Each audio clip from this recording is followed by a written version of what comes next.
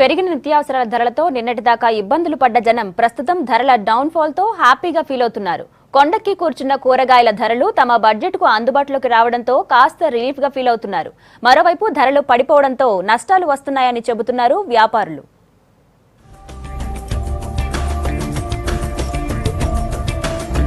నిత్యావసర వస్తువులు మార్కెట్లో ఎప్పుడు ఏ రేటుకు దొరుకుతాయో చెప్పలేని పరిస్థితి. డిమాండ్ కు సప్లైకి ఉన్న తేడా రేటును డిసైడ్ చేస్తుండటంతో ధరల్లో తేడాలు కనిపిస్తున్నాయి.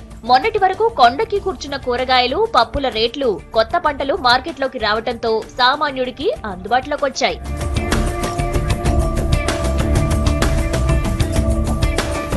గత నెల రోజులుగా కూరగాయల ధరలు పూర్తిగా పడిపోయాయనే చెప్పాలి.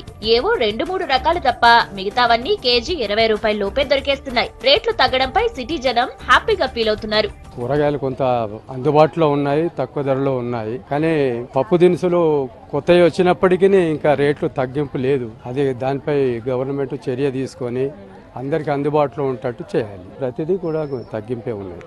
ధరలు అందరికీ పేదలకు కూడా అందుబాటులో ఉన్నట్టు ఉన్నాయి. కూరగాయలు మాత్రం ముందు 500-600 ఇప్పుడు 300 లోపలనే వచ్చేస్తున్నాయి. టమాటా ఇప్పుడు అగ్వన్ ఉంది, వంకాయ, ఆలుగడ్డ అన్ని ఇప్పుడు ముందు ఏమో 60 రూపీస్ 40 రూపీస్ కేజీ ఉండే, ఇప్పుడు 10 రూపీస్ 6 రూపీస్ కేజీ టమాటా అయిపోయింది. బెండకాయలు చాలా చీప్గా ఉన్నాయి లాస్ట్ టైంకి ఈ టైంకి, కానీ మిగతావన్నీ ఓకే, అంత పెద్దగా ఏమీ లేవండి. ఇక మొన్నటి వరకు కిలో 40కి పైగా ఉన్న టమాటా నేల చూపులు చూస్తోంది. దిగుబడి పెరగడం, బయటి రాష్ట్రాల నుంచి దిగుమతి అవుతుండటంతో రేటు బాగా పడిపోయిందంటున్నారు వ్యాపారులు. సరుకు సేల్ కాకపోతే పడేసి వెళ్లిపోతామంటున్నారు. మాకు రైతులకు అసలు మేలు లేదు. ఒక అడ్డలు లేవేం లేవు, పార్కింగ్లో కూర్చొని పండించుకొచ్చా పార్కింగ్లో కూర్చొని అమ్ముతున్నాం. దళాలకేమో అడ్డలు ఇస్తారు, మాల వస్తుంది బంద్ చేయమంటే బంద్ చేయరు. మేము బయట ఎండలో కూర్చొని అమ్ముతున్నాం. మాకు లాభం లేదు, నష్టమే ఉంది. పెట్టుడే ఉంది, కానీ ఈడ 10 రూపాయి వస్తుంది ఆమె అమ్ముకుందామని వచ్చినాం, కానీ నష్టమే ఉంది, లాభం అయితే లేదు మాకు. ఇక్కడ రోజు టమాటా అమ్ముతా, టమాటా చాలా కొనట్లేదు అంటే దాని రేట్ మొత్తం దిగిపోయింది. కొనట్లేదు ఎవరు, మనకు ఏమి అమ్మిన దానికి దానికి అమ్ముతున్నాము, వెళ్తున్నాము, మనకేం లాభాలు లేవు. రేటు మొత్తం దిగిపోయింది. ఇంతకుముందు 60-50 దాకా వెళ్ళింది, అప్పుడు ఎంతో అంత వచ్చేది, ఇప్పుడు అసలు అది కూడా లేదు. ఇక ఉల్లి చేసిన లొల్లి అంతా ఇంత కాదు, ఏకంగా కేంద్ర ప్రభుత్వాన్ని కూడా గడగడలాడించి కన్నీరు తెప్పించిన ఉల్లి ధర బాగా తగ్గిపోయింది. ఎప్పుడూ 35-40 రూపాయలుండే క్యారెట్ కూడా 20 రూపాయలకి పడిపోయింది. ఒక్క మిర్చి మాత్రమే ఘాటు మీదుంది, కేజీ 40 రూపాయలు పలుకుతోంది. ఇక ఆకుకూరల రేట్లు కూడా పూర్తిగా వాడిపోయాయి. 10 రూపాయలకు 7-8 కట్టలిచ్చేవారు కూడా ఇప్పుడు 12-15 వరకు ఇస్తున్నారు. మేము ఇక్కడ ఆకుకూరలు తీసుకొచ్చాం మేడం. ఈడ చాలా ఘోరమైన పరిస్థితులు ఉన్నాయి. ఆకుకూరలు అమ్ముతలేవు. ఈడికి వచ్చి కూలీలను కూలు పెట్టి కట్టుకొని వస్తే ఈడ అమ్మ పరిస్థితులు లేవు.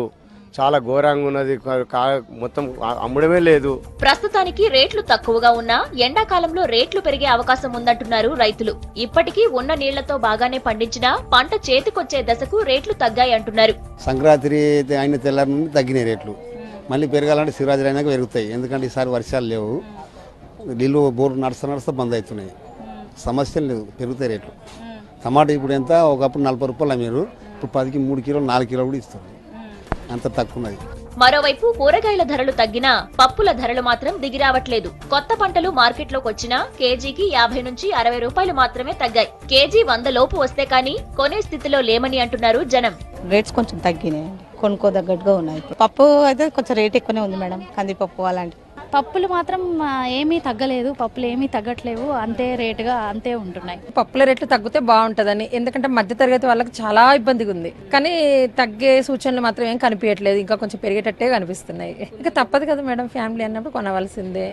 ఎలాగ రేట్ ఎక్కువన్నా తక్కువన్నా కొంటున్నాము, కానీ తగ్గితే బాగుంటుందని అనుకుంటున్నాం.